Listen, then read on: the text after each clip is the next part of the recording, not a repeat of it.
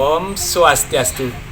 Pemirsa, kembali saya ajak dalam video saya kali ini untuk mengikuti perbincangan eksklusif dengan Bapak Ido Bagus Padokusumo yang berasal dari Griyo Pade, Desa Mambal, Badung, Bali.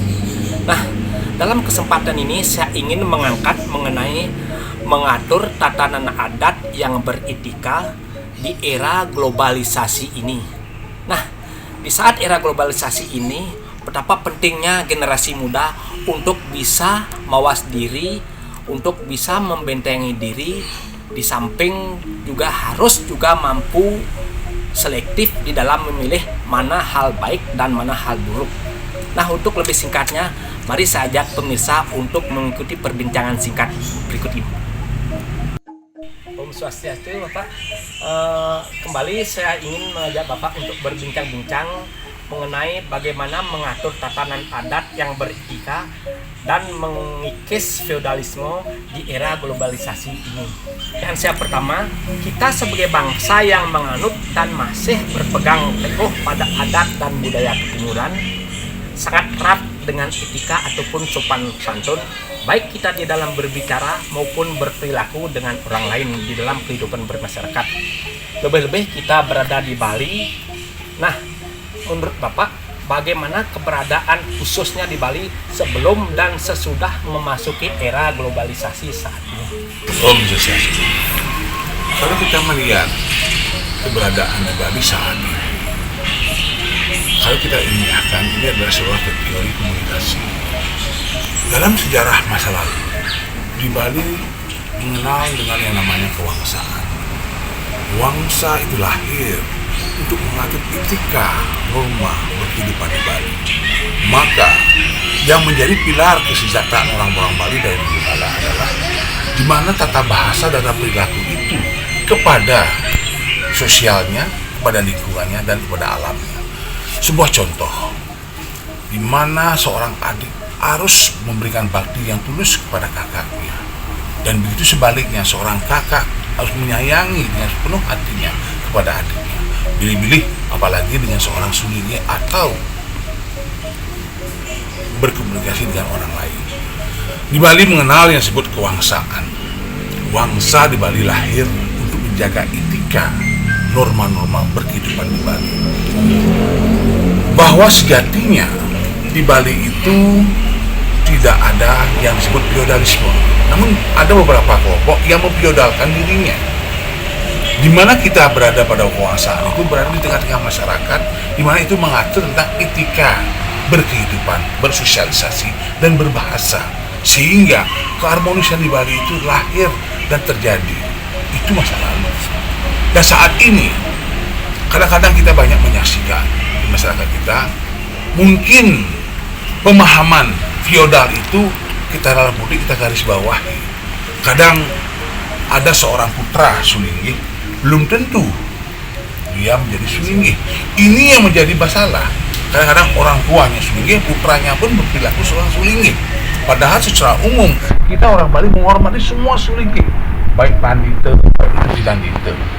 Sulinggih apapun bentuknya, bila mana sudah Sulinggih, wajib kita hormati. Sekarang bagi peradaban sosial kita ditentukan penghormatan kita oleh perilaku kita sendiri. Bila mana kita sudah santun, sopan, dan bertata krama dalam kehidupan, maka kita akan selalu mendapatkan komunikasi yang baik dan perhatian kepada masyarakat. Artinya, komunikasi di Bali dari zaman dulu sangatlah terjaga dan diatur oleh budayanya dan aturan berkehidupan di Bali. Dalam masa kekinian, globalisasi sudah terjadi, zaman sudah berubah, sudah barang tentu hal-hal yang bersifat sosial itu akan bergeser. Tetapi di Bali masih ada tradisi dan adat yang kuat dalam keyakinan orang Bali. Pastilah itu tidak akan bisa punah. Bila mana bisa dipunahkan oleh pikiran-pikiran feodal dan merasa diri paling tinggi di antara manusia, perilaku yang tidak baik seperti itulah yang bisa merusak tatanan kita. Kita tekankan, saya menekankan di sini, seorang Sulinggih putranya belum tentu seorang Sulinggih, atau seorang tokoh hebat putranya bukanlah seorang tokoh hebat. Orang yang tidak bisa mendapatkan tempat di masyarakat, khususnya di Bali, mereka yang sudah banyak berbuat kedamaian dan pernah melakukan sesuatu yang baik di tengah-tengah masyarakat. Zaman globalisasi ini, anak-anak kita sudah berubah. Ingat, untuk menjaga sebuah tradisi kita, untuk menjaga keharmonisan kehidupan, mari kita menjaga komunikasi yang beretika, yang bertata krama menurut kehidupan di Bali. Ini pertanyaan selanjutnya. Ada yang berpendapat bahwa etika, adat, dan budaya inilah yang punya kontribusi besar terhadap di dalam menjaga kelestarian ataupun keajagan Bali ini. Apakah Bapak sependapat dengan hal ini dan apa barangkali alasnya? Benar, keajagan di Bali itu diatur oleh hal seperti itu.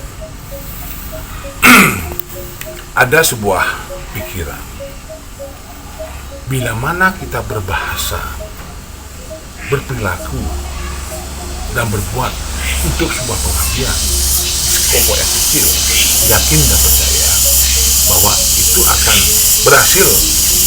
Bila mana berhasil akan dihormati, bila tidak mana akan diterima. Artinya begini, komunikasi itu adalah hal yang sangat-sangat menentukan keharmonisan masyarakat. Saya meyakini bahwa di setiap ragam masyarakat tersebut pasti tidak ada yang sama, tidak ada yang punya pikir yang satu, pasti akan ada berbeda-beda. Dan saya juga yakin dan percaya di setiap masyarakat pasti ada masalah.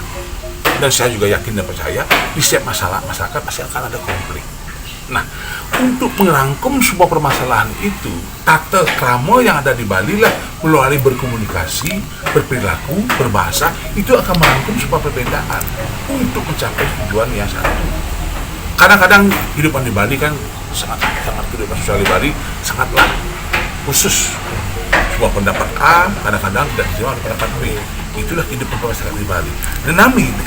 Namun karena kita beretika, berkomunikasi yang bagus, dengan tata krama yang bagus, perbedaan itu melebur menjadi satu.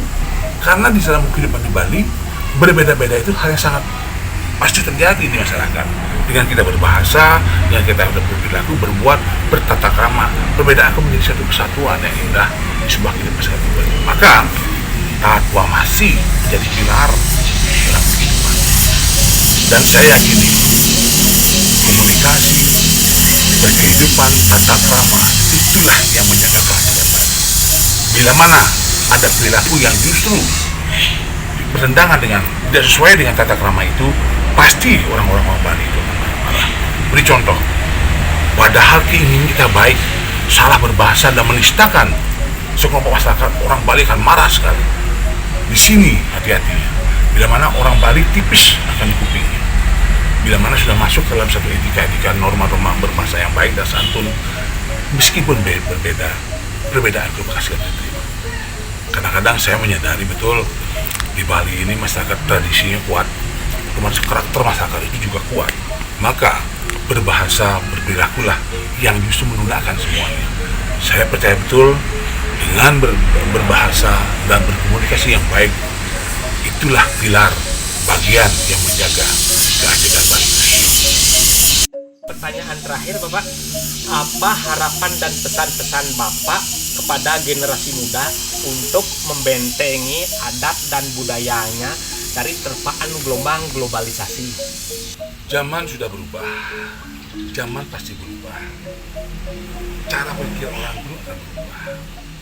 Dalam sastra Bali ada disebut watite, watemana, anedate, yang kemarin, yang sekarang, dan yang dulu. Bagaimana saya memberikan pesan kepada generasi muda kita, caranya untuk menjaga keajakan Bali ini, kembalikan kepada tradisi, kembalikan kepada kehidupan bersosial kita. Yakin dan percaya tradisi kita tidak akan hilang, namun bergeser dengan cara yang berbeda. Maka untuk generasi kita, kepada anak-anak muda kita, silakan mengikuti perkembangan zaman dan wajib. Tapi ingat bahwa bahwa ada warisan yang luhur yang kamu tidak bisa lupakan, adalah tradisi yang menjadi bagian dari kehidupan kita. boleh anak-anak muda kita berkembang maju.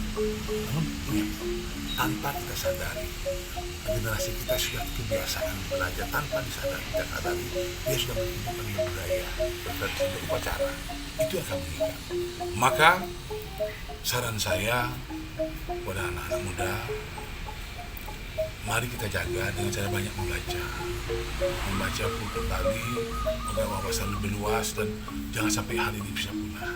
Dan kita generasi tua, mari kita siapkan sebuah formula-formula agar kita masuk, bisa anak-anak muda kita mempelajari apa yang kita warisi. Artinya mari kita kemas sastra ini masuk dalam modernisasi untuk kepentingan generasi muda kita. Anak-anak muda, dan saya yakin dan percaya bahwa sastra-sastra di Bali sangatlah fleksibel dan tidak akan mungkin ditinggalkan oleh muda kita. Karena apa? Dia punya tanggung jawab, di mana lingkungan dia sudah dituntut untuk bertanggung jawab. Sebagai contoh, kegiatan muda-mudi dan yang lain, anak-anak muda kita sudah kembali, anak muda kita PSBB. Saya berpesan kepada anak-anak muda di zaman now ini, dalam menjaga tradisi ini, genggamlah tradisi yang sudah ada turun-temurun di wilayahmu sebagai patokan pegangan untuk menjaga keajekan Bali itu sendiri. Tetapi zaman itu berubah, gapailah masa depanmu sesuai dengan apa menjadi cita-citamu. Seperti tongkat, tradisi merupakan pegangan tongkat kita di dalam kita mengemas kehidupan, di dalam perkembangan zaman yang begitu hebat. Saya ibaratkan seperti sebuah pohon-pohonan. Anak-anak muda di saat sekarang ini, kuatkanlah akarmu di dalam tradisimu sendiri, sehingga bisa melahirkan sebuah tangkai-tangkai yang kuat, sehingga bisa kamu menjadi sebuah tumbuhan yang kokoh yang bisa menghadapi badai perkembangan globalisasi. Dan saya berharap jangan sampai anak-anak muda kita rapuh tanpa punya pegangan yang kuat. Saya harapkan juga anak-anak muda, tradisimu inilah sebagai pegangan, ibaratkan sebagai akar yang kuat untuk menggapai masa depan di dalam perkembangan globalisasi yang begitu keras.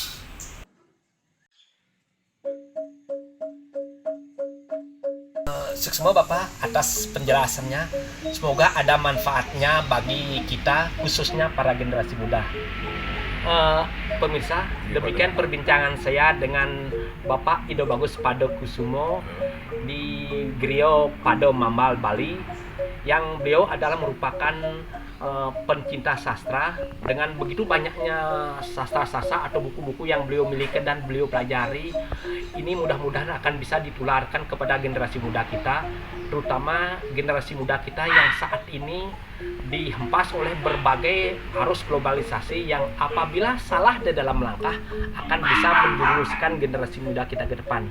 Nah, mudah-mudahan ada manfaatnya. Demikian berarti saya melaporkan. Om Santi Santi Santi Om.